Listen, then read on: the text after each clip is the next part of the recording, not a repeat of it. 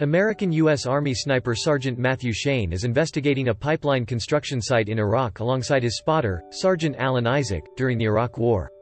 After watching the site for 20 hours, Isaac concludes that the place is clear as there hasn't been any movement ever since. However, Matthew believes something is going on as the terrorists are always on the move, causing Isaac to mock him about a super soldier killing the Hajj. 2 hours later, Matthews gets impatient and decides to infiltrate their base to grab one of the Iraqi soldiers' radios and leave without being spotted.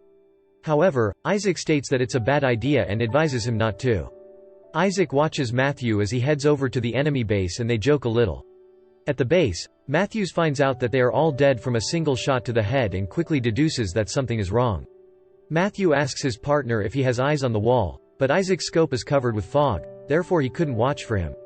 Matthew tells him to change his scope as he believes it is bad luck, even though it belonged to their dead colleague, Dean. Shortly after, Matthews is shot by a sniper, prompting Isaac to go after him as he tries to save him. While he rescues him, Isaac is shot in his right knee and Matthews tells him to take cover. He then retreats to the back of a wall with stacked bricks, leaving Matthew out in the open. Isaac dresses his wound and manages to stop the bleeding. Matthews asks him to contact the headquarters for reinforcements, but unfortunately, the antenna of the radio is broken and Isaac is unable to send a message. Matthews asks him to check out for the sniper as he wants to take a shot and kill the sniper. Isaac tries to talk him out of it, but Matthew refuses to listen, forcing Isaac to agree with the plan. Isaac removes some of the bricks stacked in order to set up the scope, but his hand gets crushed in the process. Isaac finally spots the sniper, but Matthew passes out due to excess bleeding, leaving him to handle the situation all alone. Isaac's leg starts bleeding again, but he manages to remove the bullet and stop the bleeding, before passing out due to exhaustion. Soon after, Isaac receives a call from his radio and he informs the caller that Matthew is down. He also requests medical treatment for his wound and the caller asks for his position. Isaac is happy that they would soon receive help and he tells Matthews about it, even though he is unable to hear Isaac. The caller asks him to identify himself. He tells the caller his name and Matthew's name but adds that Michael is possible, Kia, as he is unresponsive. The caller asks Isaac for his challenge code before they can send medical assistance and he starts to feel suspicious of the caller. Isaac asks him for his name and he finds out that the caller is Captain Otis Simmons. Isaac asks him to identify himself to be sure that he is who he claims to be and the caller tells him about their mission, making Isaac believe him. However, he still has doubts as he never told Romeo that he needed medical assistance. The caller then asks him to shoot a gun in the air in order to locate him, but Isaac tells Romeo that he can't do that as it is not part of the protocol and it will allow the enemy sniper to pinpoint their location. Isaac deduces that the caller has an accent, proving that he is not an American. The caller then reveals that he has seen through his camouflage as he was hiding behind words just like Isaac is hiding behind the wall. Isaac immediately realizes that he has been giving out valuable information to the sniper that shot them. Isaac tries to contact the headquarters again but to no avail because of the broken antenna. Isaac decides to ignore the sniper. Let's call him John for now, and he threatens to shoot Matthews in the head, forcing Isaac to talk to him. He asks to know him but Isaac tells him to go first while he tries to figure out the angle the bullet came from, thereby finding the sniper's location. John states that he is just an Iraqi civilian, but Isaac does believe him because of his incredible aim. While Isaac tries to pinpoint the sniper's location, he discovers that the marksman used to be an American soldier, before deserting their ranks. Isaac asks him why he is doing this as the war is already over. However, John insists that the war is not over, especially for Isaac and his partner. He asks Isaac to talk to him about his family and his soldiers but Isaac does not budge and insists that he isn't talking to the enemy. Meanwhile, Isaac sees another dead soldier and plans to use his radio to contact the headquarters. He starts to crawl to get to the soldier, ignoring John as he talks to him. He tells Isaac to keep talking or he will shoot Matthews in the head, but Isaac doesn't care. John reveals that Matthews will be his second loss as he knows about Dean's death. Isaac is surprised and asks how he knows about him and asks John how he knows about Dean, but John ignores him. He tells him that he carries Dean's scope around and he has been listening to him and Matthews for a long time. The sniper tells him to talk about his brothers in the military or he will shoot Matthews in the face.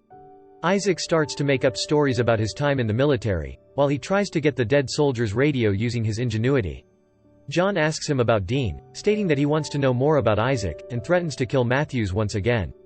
Isaac soon finds out that his water bottle has been shot and John tells him that he purposely aimed at his water bottle and antenna.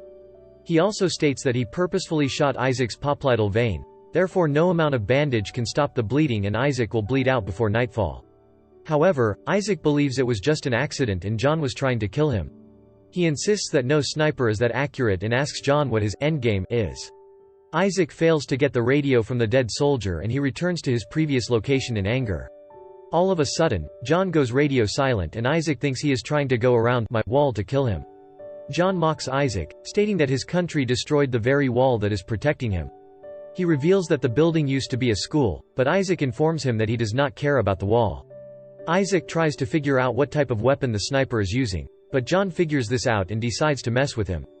The two of them continue to talk and John tells him that they are the terrorists because they came to invade his land. Isaac checks around again and figures out that John is in camouflage in order to blend with the trash and he asks if he is the ghost, Juba, but the sniper says that hundreds of people call themselves Juba. Isaac realizes how he had so many casualties and was never found, despite his atrocities. Isaac confronts him about betraying them because the American taught him everything he knows. Juba asks why Isaac keeps accepting new missions and wonders if he does it because he feels guilty about Dean's death. Juba asks him to talk about Dean, but Isaac refuses to talk about him as he still feels guilty about Dean's death. Isaac asks Juba to shoot him and end his suffering, but Juba rejects his request, prompting Isaac to contemplate killing himself. Isaac tries to get Juba's exact location by putting his jacket and helmet on a stick but the helmet falls, causing the sniper to laugh at him. Soon after, Isaac decides to risk his life to get the radio during a sandstorm, but Juba spots him and shoots at him. However, he fails to hit Isaac, and he brings down the wall instead, but Isaac manages to get the radio. Juba confesses that he could have killed him, but he chose not to and warns Isaac not to try that again. Isaac manages to find food and water, but he soon discovers that the radio is damaged and Judah uses the opportunity to taunt him. Afterward, Matthews regains consciousness and Isaac discovers this, even though the signal starts to break. He tells Matthews that the sniper is hiding behind the heap of trash and Matthew confirms his theory using a reflection. Isaac continues to talk with Juba and he tries to distract him long enough for Matthews to reach for his gun and shoot him, using the sandstorm as a cover. Juba finds out that Isaac is talking with someone and asks him about it, but Isaac manages to distract him. Matthews shoots at the trash heap direction, thinking Juba is hiding there, but it turns out Isaac is wrong as the sniper shoots Matthew on his leg from the opposite direction. Matthew then tries to crawl over to the wall to take cover, but the sniper shoots at him again, killing him. Isaac cries, stating he wants to go home and Juba tells him to walk away. He states that Isaac doesn't really want to go as the war is already over, but he is still in Iraq. Isaac then confesses that he killed Dean accidentally during a mission. He reveals that the enemy started shooting at Dean while he tries to confirm an enemy sniper. Isaac shot back at the sniper but the bullet went through Dean. He becomes emotional and says that he lied to everyone about what happened except him, but Juba doesn't answer him. Isaac tries to talk to him, but Juba doesn't answer and he deduces that something is wrong. He finds a way to fix the radio in order to make calls to the headquarters. However, he finds out that Juba is pretending to be him and calls the headquarters to send backup as they are fine. Isaac wakes up later in the day after passing out. He tries to understand Juba's plan for calling backup, but he is unable to decipher the plan. Isaac uses a stick and rope to drag Matthew's raffle, after much difficulty. He then pulls down the wall and Juba shoots him twice but misses. Isaac shoots at the heap of trash, believing he has killed Juba. Moments after, the military backup team arrives to rescue the sergeants.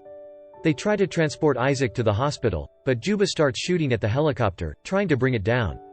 Juba successfully brings down the helicopter, leaving no survivors, despite Isaac trying to warn them. The movie ends with Juba replying to a distress call once again and request for another rescue team as he prepares to torment his next victims.